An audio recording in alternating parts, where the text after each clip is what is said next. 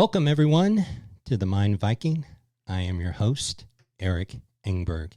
And if you haven't already, please subscribe to my YouTube channel by clicking on the link below. And while you're there, please click on the little bell icon so you're notified every time a new episode is released. In this episode, I am interviewing one of the most talented and accomplished individuals that I've had the pleasure of having on my show. My guest's recent portrayal of Sheriff Joe Hallidan in the action thriller My Stretch of Texas Ground earned him 5 Best Actor awards. He is also the lead singer for the musical trio The Radio Gunners, whose song Talk to Me With Your Eyes reached as high as number 7 on the European music charts. And as if that wasn't enough, he is also a successful model, starring in ads for Ram Trucks, Frost Bank, and Tecovas Boots. So, without further ado, Mr. Jeff Weber. What's up, brother? How you doing, man? Hey, my friend. I'm doing great. I hope you are too. Man, I'm doing good, man. It is an absolute honor to have you on the show, man. It really is. Really is. Well, hey, man, let's get started here with your role as Sheriff Joe in My Stretch of Texas Ground. Now, Sheriff Joe is everything that you could want in a Texas lawman. He's strong. He's honest. He's easy on the eyes, loves his family and the town that he's sworn to protect. And Jeff, I gotta say, man, that you nailed that character. And for me, you were as convincing a leading man as any A-list actor in Hollywood. So for those, who are watching who may not have yet seen the film, tell us a little bit about the plot and why it will have fans on the edge of their seat. Well, first of all, thank you. I think you're being way too kind in your description of my portrayal of Sheriff Joe. But it was a fun role, and he's probably the most woke sheriff, in Texas probably in Texas history. But it was a film that covered, both sides of a story, not just the American side, but also collateral damage in wars, no matter who's fighting them or who's perpetrating the wars. I certainly am not political one way or the other. It was an acting job for me, and that's what I do, is I act, and I just try to bring the best portrayal of a character that I can. It's a really long movie, so if you can stomach that political thriller type thing, I'd say by all means watch it. And hey, just fast forward to my scenes if you want. I don't. Right. No, there's some really talented actors in there. So probably fast forwarding through my scenes is the better thing to do. But man, it was a real cool experience to make the movie. Yeah. How long now? I've seen the film, obviously. Was it about hour and a half, hour and 40 minutes, something like that?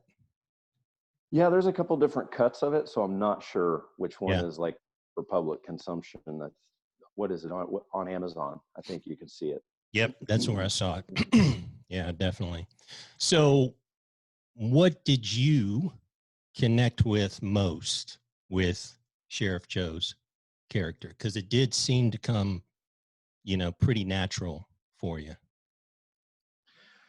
I think I connected mostly with his ability to just kind of consider other people and not just act, but think before you act, which I've been guilty of doing plenty of times. I think we all have in our lives. But idealistically, that's the kind of people I look up to, are the ones who just kind of take a breath, take a look, and say, hey, there might be two sides to this story. Yeah, because he was pretty even keel throughout the whole, film. And, there's those action scenes, but for the most part, man, he kept his cool pretty much the whole movie. Yeah. Yeah. When he wasn't getting beat up, he was keeping us cool. Right, man. Right. So, hey, man, you let me know, because you and I have talked before, but you let me know that Mr. Barry Corbin is a friend of yours, and you've described him as one of the best character actors Hollywood has ever seen, which I absolutely agree. And one of my all-time favorite movies is Urban Cowboy. And Barry Corbin plays Uncle Bob. You know, Uncle Bob to was it Bud? Yeah, John Travolta's character. And Barry's been quoted as saying, when describing the film industry, you've got to keep the naivety of an infant, the curiosity of a baby, but you've got to grow the skin of a rhinoceros. So has that been your experience with acting in the film industry? Yes. I wish I would have met him sooner so he could have told me those things. But yeah, you really do, because you have to lay it all out on the line when you're doing a scene, but yet you get a lot of rejection. So you do have to be able to be vulnerable once you book the gig, and if they want you to be vulnerable. But booking the gig, sometimes it's very hard, and you take it personal sometimes when, even you get a call back and they say they're interested, or maybe they'll even book you or put you on hold, and then you get released. You're like, but so after the first few times, you got to smarten up and go, okay, it's nothing personal. Maybe I had the wrong color eyes or the wrong color hair, or maybe my acting just wasn't what they were looking for. Yeah. Yeah. So you do got to grow some pretty thick skin. Yes, for sure. For sure. You won't last long if you don't. Yeah. I would imagine, man. I would imagine. So man, your character, Sheriff Joe, you're a Texas lawman. You're kind of a small town sheriff. You're a cowboy, and cowboy hats and cowboy boots are nothing new to you. I would consider you, anyways, just kind of knowing your story. You are a true cowboy. So you spent much of your teenage years and early 20s on the rodeo circuit, competing in some of the most dangerous events in rodeo, rough stock. And for those who may not know, and I did not know when you and I first talked, you had to educate me, although I've been to a ton of rodeos. The rough stock events are bareback, saddle bronc, and bull riding. And bull riding has been called the most dangerous 8 seconds in sports. So, man, given you did all three, and you had some pretty good success, when you were rodeoing, tell us, man, what was your most memorable bull ride and why? Oh man, that would have to be my last one. Okay. Just because it was my last one and I knew it was. Yeah. And there's a song, Chris Ledoux, was one of my musical heroes, and I listened to him a lot going up and down the road when I was rodeoing. Yeah. And in the song it says, when you ride your last one, make sure he's the best one. And I got on a pretty good bull my last time. Yeah. Excuse me. And that's why it's the most memorable. I had a lot of memorable moments.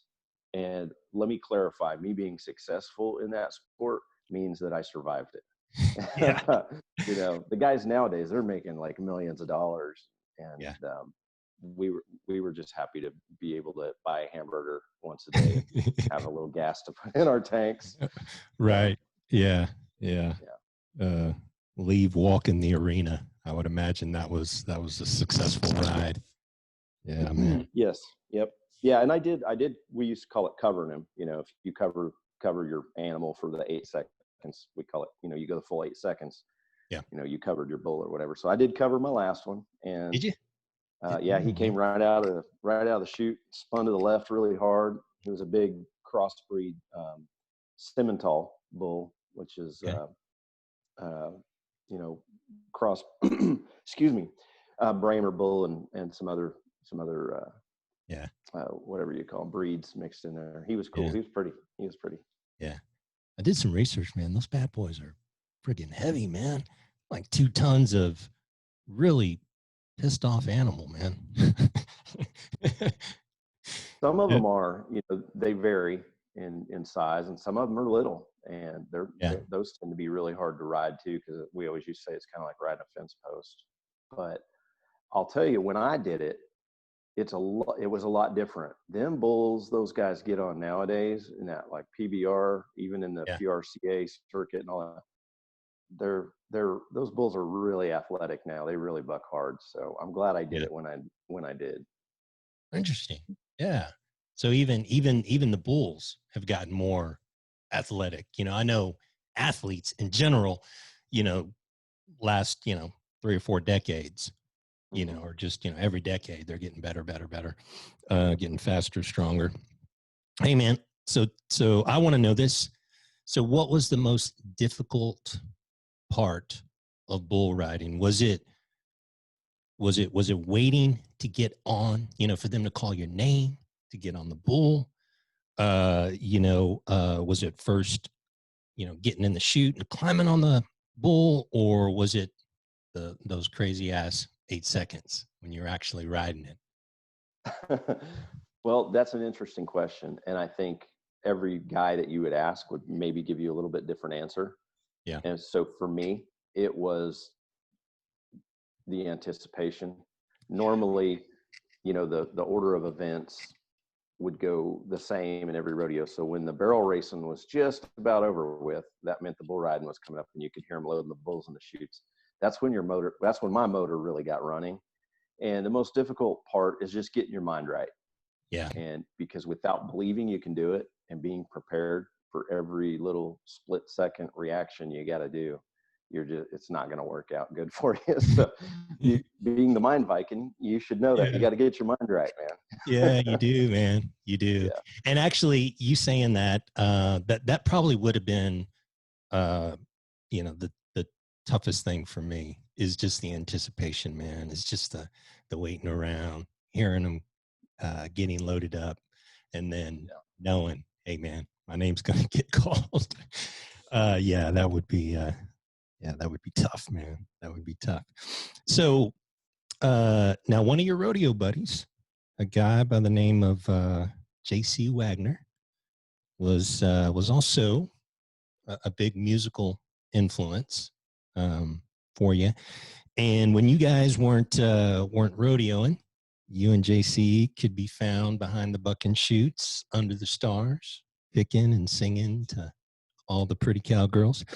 So, man, so what were you guys singing back then, man? What did the set or the repertoire look like for you and JC, man? It was all pretty much Chris Ledoux Was it? covers. Yeah.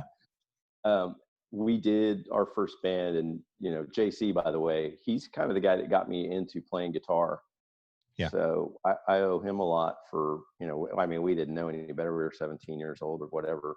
Right. But he wanted to start a band. We did. It was mostly Chris Ledoux, and I, being a huge Bob Wills fan, growing up, my dad introduced me to that kind of music. Yeah. Our first gig, we did Home in San Antonio. Okay. And a song called Home in San Antonio. I think the rest were all Chris Ledoux songs. Yeah. Good deal. Good deal. Now is he still touring or anything? Is he still alive? No, unfortunately, we lost Chris a while back. Did we? Okay. Yeah. And I never even, knew who Chris Ledoux was until, Garth, referenced him as a big musical influence. And then I think he recorded 1 or 2 of his songs, something like that. Yes. Yeah. So, hey, man. So as everybody knows, my show is really rooted in exploring the human experience. And you shared with me an experience you had as a young cowboy in northern Colorado. You were having a pretty tough go of it at that time. You were homeless, you were living out of your 1972 El Camino, and You weren't feeling well. You were pretty sick. Didn't have money to go to the doctor, man. I mean, yeah, it was just kind of a tough time for you. But you experienced something that was pretty profound during this period of your life that really helped shape who you are today. So, man, take us back to that time. Tell us what happened and what that experience taught you really about yourself. Yeah, that's I knew going down those kind of avenues with Mind Viking was going to be something we would do, which is really cool that that you're doing that, first of all, Yeah, because there is a cool thing to the human experience and the human psyche that we don't normally talk about when we talk about our careers or the things we've tried to accomplish or accomplished. But yeah, it was a long time ago, and I was completely pretty much alone in the world, and it was in the winter time. Rodeo season was over, and I was working for a feedlot up in northern Colorado. It was cold.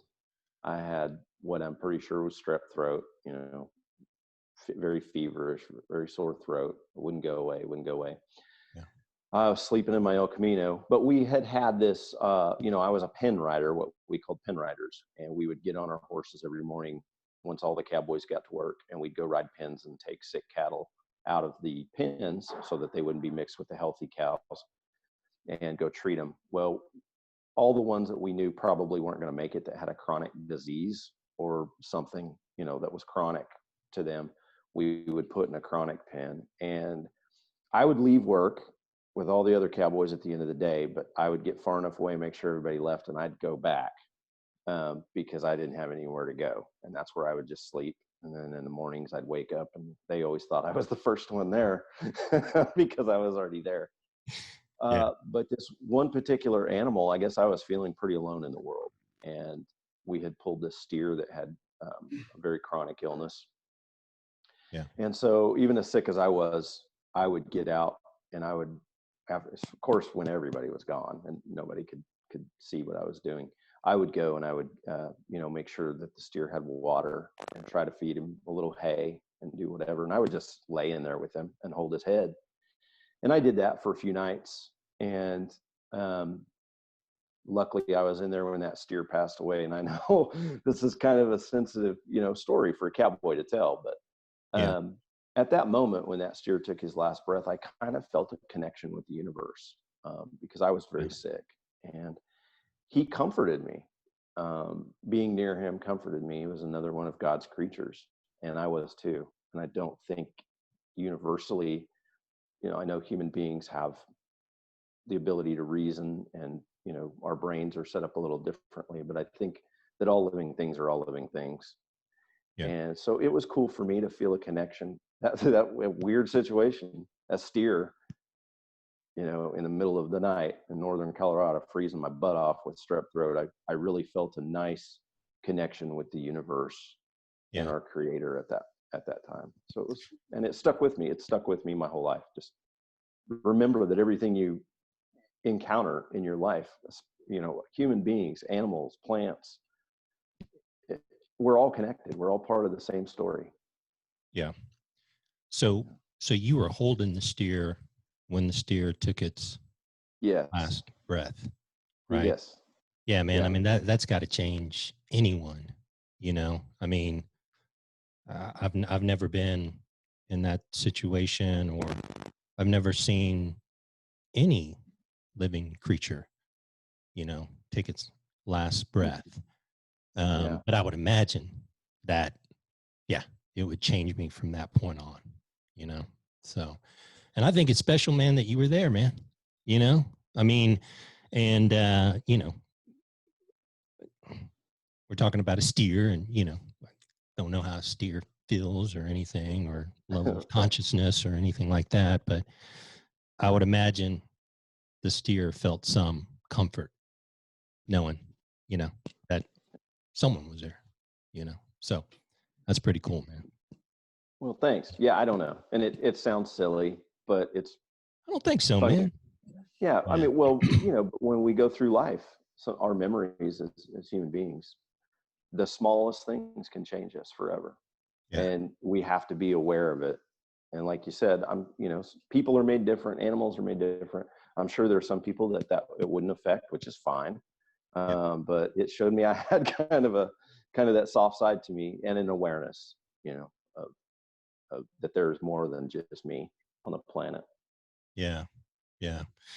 Yeah. And being a working cowboy, man, there's not too much room for sensitivity and feelings, you know?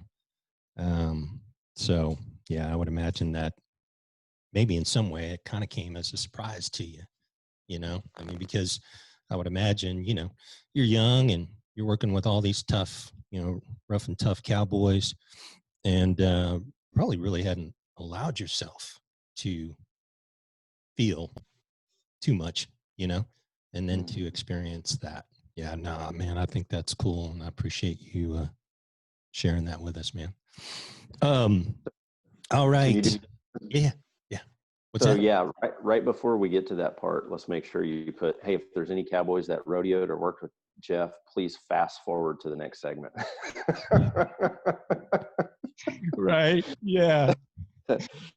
They're watching going, wuss. Yeah, right. Oh man. No, I think it's cool, man. I think it's cool.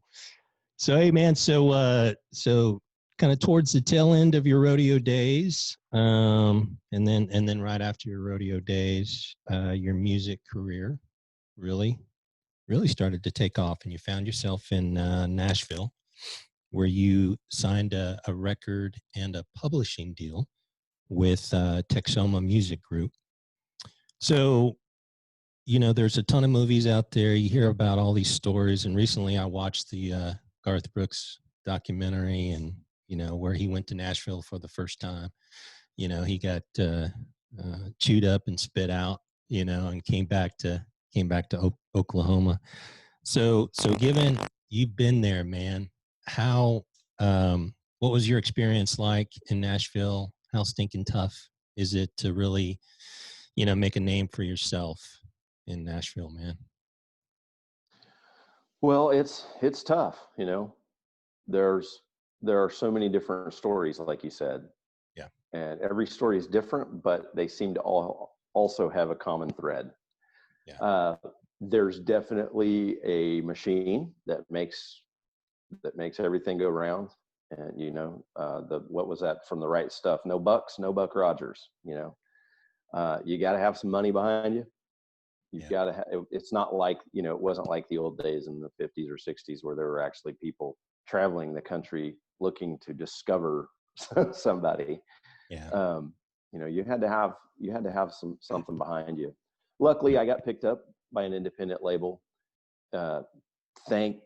Thankfully, because of my good friend Christy Mims, who I used to sing in a house band with in San Antonio at the Bluebonnet Palace, the world famous Bluebonnet Palace. Yeah. She moved to Nashville, and tried to make it as an artist. And she had run into these guys that owned an independent label and passed my name along to them. And I was the guy they had been looking for. Yeah. So they flew me out and signed me to a publishing and record deal. We released a couple of records, but I found that the hardest part wasn't getting the deal. It was keeping it and doing something with it after you had it, Yeah. Getting a record deal. Yeah. That's monumental. It's 1 in a million, whatever. But Yeah. being successful after that's even harder, I think. I never quite broke through in that town or, on the charts or anything.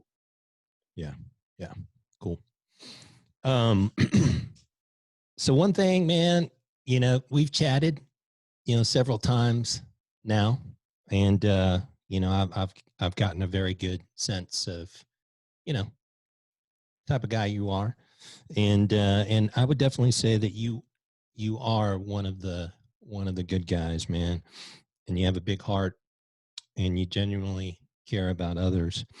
So while you were in Nashville, you befriended a guy by the name of Manuel, who's pretty well known in the fashion industry. So yeah, man. So tell us a little bit about Manuel's story, because it's a neat one, and what makes him such a iconic figure in the fashion world. Well, yeah, I'm glad you brought him up, man, because I happen to be wearing a Manuel jacket right here. Yeah, man. He is him and his family are just treasures. He is just a true artist. Yeah. He immigrated to the United States. I don't even know what year, way back in the day, and lived in LA and he's, for your viewers, I'll just start off by saying he's known as Tailor to the Stars. So he made a lot of clothes for a lot of people. And there's a lot more that go, involved in that. You don't just, put somebody in something, make them a clothes. You have to have a vision for them and who they are. And he really sees you, who you are, and he will make clothes that just are perfect for you. Colors and designs and obviously fit. Right. So, he dressed everybody from, Frank Sinatra in the Rat Pack, Elvis Presley, Really? the Rolling Stones, the Beatles. I mean, the list goes on and on and on. Any movie star you could think of. And he was a protege to Nudie Cohen, who did the Nudie suits back in the day. He married Nudie's daughter. And at some point, then, later in life, he moved to Nashville and kind of became the country Western Tailor guy. Yeah. And so he was a really good friend to me while I was up there. When I had transitioned from having my independent label deal to getting a demo deal with RCA, which is a major label there in Nashville. Yeah. Manuel started making a couple pieces of clothing for me, and he invited me to come stay with him at his house for a few months. Man, and I did. And it was a wonderful experience. He's a very wise man who has seen and known a lot of people. Yeah. Yeah. That's pretty neat, man. That's pretty neat. And for those that may not know what a nudie suit is, so, if you, the 40s, 50s, 60s, probably more 40s, 50s, singing cowboys, the rhinestones, Porter Wagner. I think Nudie also, made suits for, I think, Elvis too, and a lot of big names. And so Manuel was his protege, right? Yeah. Yes. Yep. Yeah. Graham Parsons. Oh yeah. Just all the West Coast. Yeah. Buck Owens. Buck Owens. That's the guy I was trying to think of. Yeah, man. Yeah. Yeah. That is pretty cool, man. Little country music history there, man. So up until recently, you owned a shirt that Manuel custom made just for you. So, man, tell us, because this is a cool story, man. This is such a cool story. Tell us what happened to that shirt.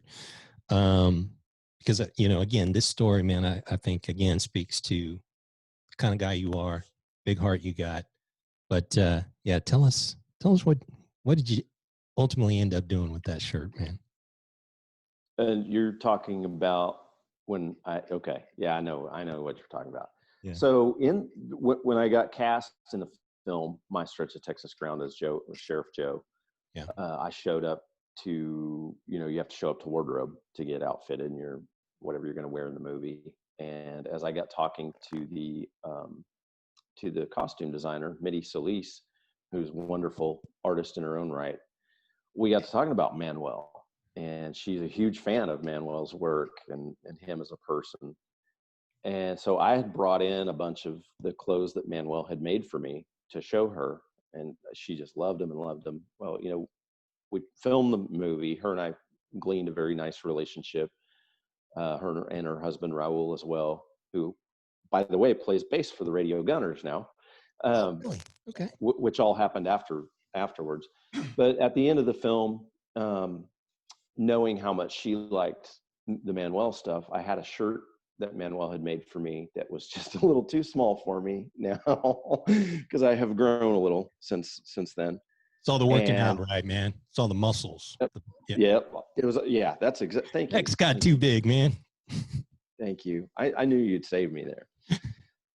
So on the last day, that I had to report for work on that film, I brought her that shirt and gave it to her, and she was just over the moon about it.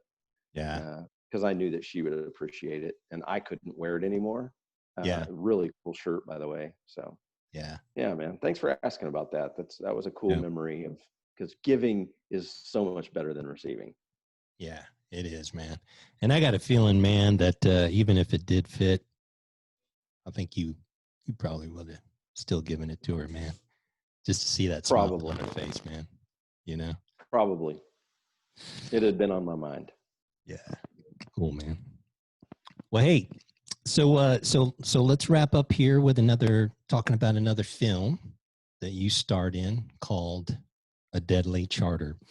So tell us, a little bit about the plot of that film, and again, let's let everybody know where they can go to see, both My Stretch of Texas Ground and then also A Deadly Charter, man. Okay. Yeah. A Deadly Charter. I met the writer and director of that film on set of My Stretch of Texas Ground. His name's Hank Slaughter. He has since become a really good friend of mine. And when he got the funding to make his movie, he asked me if I'd come play lead character Dale Wilson, who was an interesting, weak spirited, just not a good guy. Kind of a And so, playboy, isn't he? yeah, very much so. And so I Yeah. thought it'd be fun to play him. And it was really fun. It's basically Nick Nicholson plays the other lead, my cousin in the film, who we're willing to go to really drastic measures against each other to win what we think is going to be a cool inheritance. But at the Yeah. end, a very funny and ironic turn reveals itself. So you can check it out. It's on Amazon Prime. I think they picked it up a couple of months ago. Yeah. Same for My Stretch of Texas Ground. Yep. Amazon. It's on Amazon, I think, as most movies are. Yeah. Yeah. That's So I saw definitely both check of them on Amazon. Yep. I Oh, sure cool. did. Yeah. Well, thanks for watching them, man. Oh, I absolutely, appreciate that. man. Yeah, absolutely. Absolutely. And both have websites. So, you just Google, A Deadly Charter and My Stretch of Texas Ground. Yeah, man. Yeah. Yeah. That's awesome. Yeah. And hey, Eric, by the way, so I just got a call from my agent this week that there may be a sequel to My Stretch of Texas Ground, and papers are right now. I don't know if it's going to go through or not, but they did offer me the role, and we'll see what happens. I should know something probably by the end of the day. We might be making another one. Yeah. Good old Sheriff. There can't be another Sheriff Joe, man. I'm serious, man. Yeah. I don't know, man. Yeah. I don't know if I'll watch it, man, if you're not in it. Cool. So, thank you. You go back and tell your people, man. My fan base won't watch it. I'll tell my agent to pass that along to production. Right? Yeah. Yeah. Yeah. Yeah. Yeah. We officially have one signature saying, "Don't make the movie unless Jeff gets the role of Sheriff Joe Allen." Yeah, man. I love it. Yeah. Thank you. Yeah, absolutely, man. Absolutely. So yeah, I was actually going to ask you, man, because I know with COVID, everything is just kind of on pause. So I definitely was going to ask you, if you were working on anything new. So you've got the sequel, possibly working for My Stretch. So what about the Radio Gunners, man? And I know that all the venues are shut down, and and I actually read some pretty some pretty sad news. It was an article. Granted, it was on Facebook, so I don't know how accurate it is, but it was a projection that if we follow the current trend, with the shutdown, that upwards of 90% of the music venues in Austin will be shut down. So the music industry has been drastically impacted by the shutdown. So with the Radio Gunners, and I know you're passionate about that, about the group. You guys have definitely had some really good success here. I love the song that is currently on the charts there, which you actually penned. You and a couple other writers from your RCA days. So, are anything in the horizon for the Radio Gunners right now?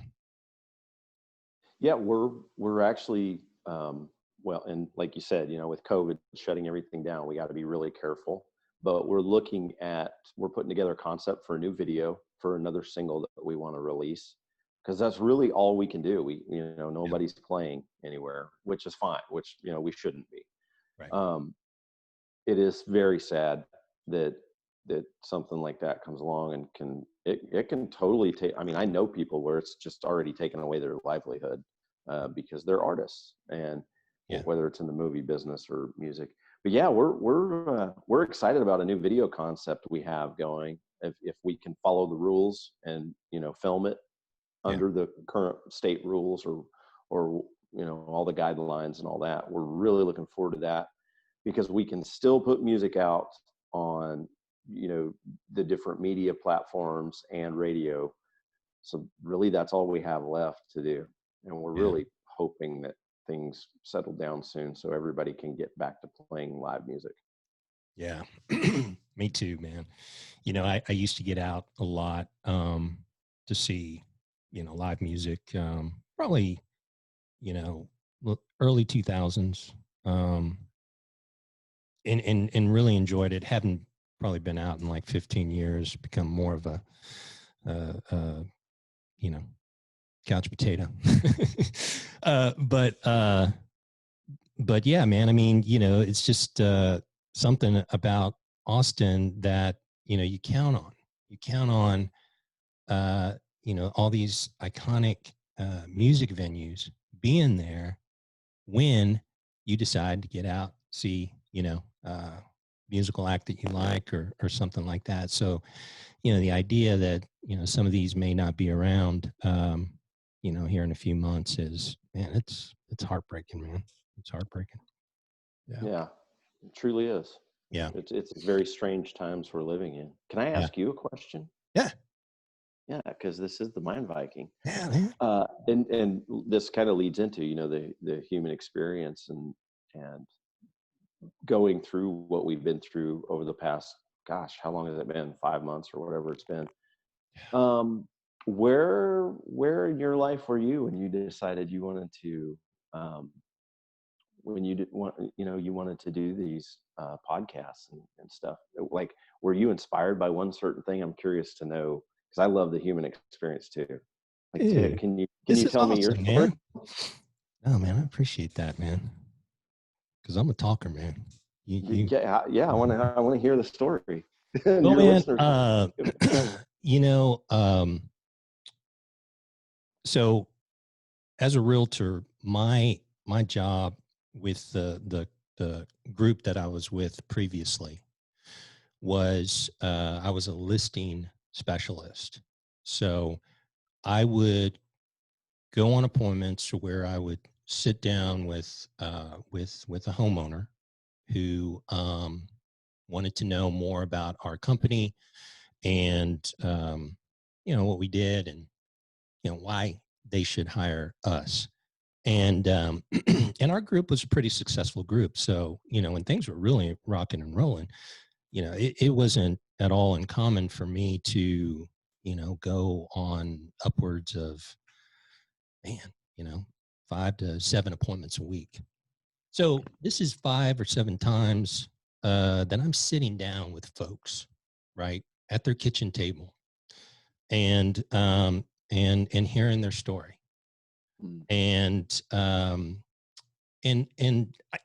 that type of guy. I'm that type of agent. I'm not I've never been one to get excited about the $1 million listing or really take it that far. I work really well with folks that connect with me and that I connect with them. I need to have that kind of that personal relationship, and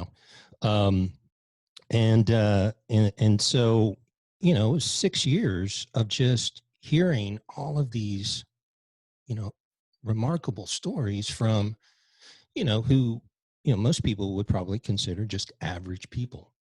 And so I was inspired to actually put this into motion after seeing another realtor who was doing a very similar, show or recording, but it was just real estate specific.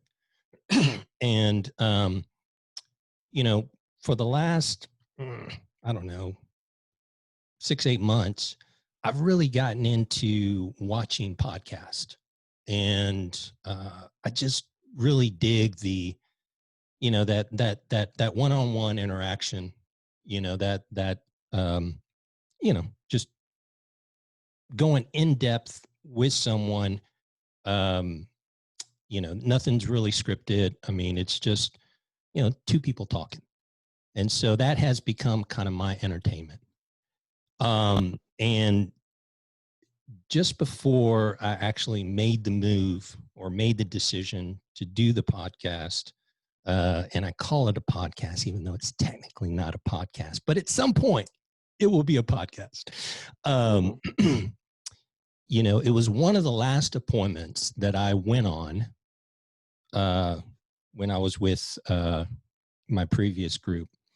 And it was with a daughter who was helping her mother sell her home. Her mother, elderly and in a nursing home.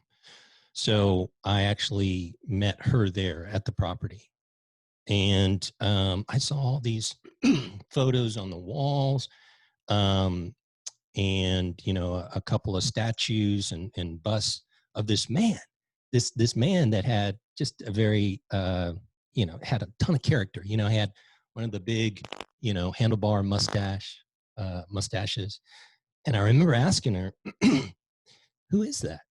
And she, for 45 minutes, we talked about her dad and his story. He actually, came from Russia. I think he kind of escaped Russia and ended up here in the States. But, for 45 minutes, we just talked about her story, her dad's story, and she was interviewing multiple agents, and she let me know, which is, pretty common. And the next day she called me and she said, Eric, you're hired. And I'll tell you why you're hired. Because you asked about my dad. And that meant a lot, And I'm telling you, man, that is what gets me excited about real estate.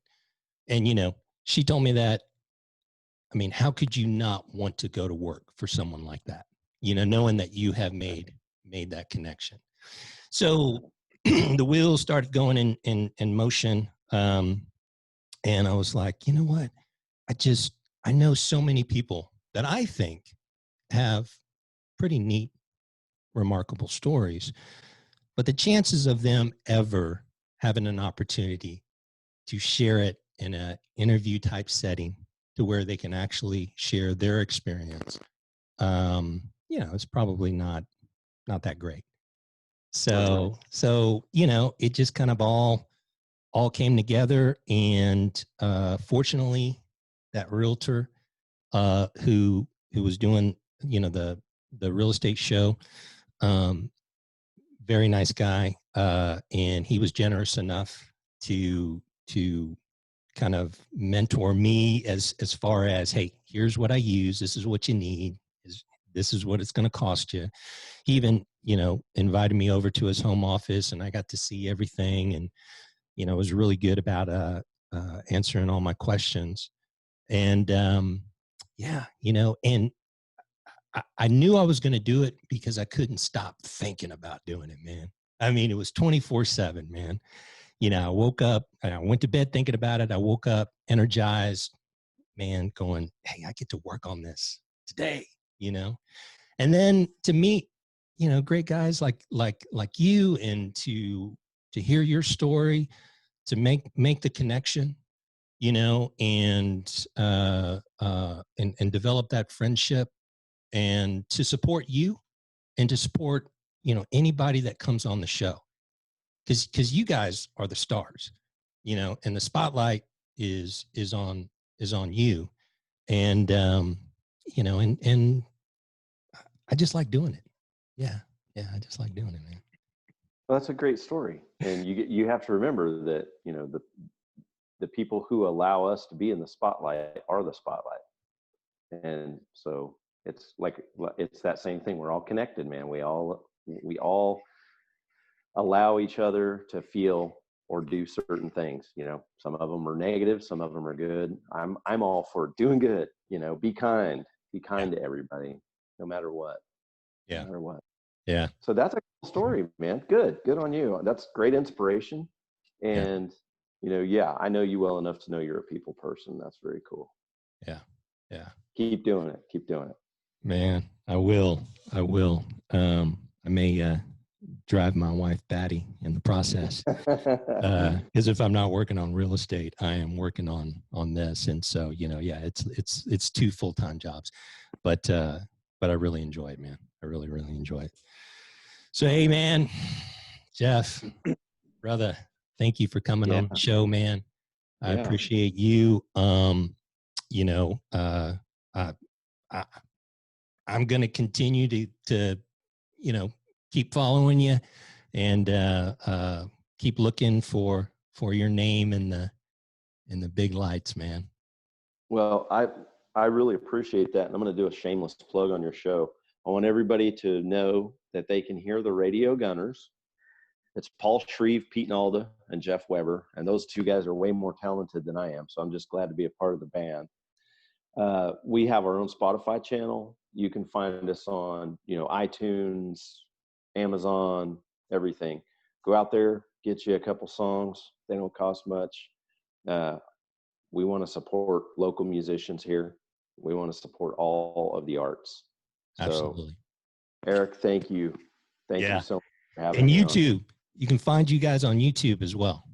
Yep. Yeah. We have a couple of YouTube channels as well. Yeah, man. All right, brother. Well, hey, man, you take care. Okay. Thank you.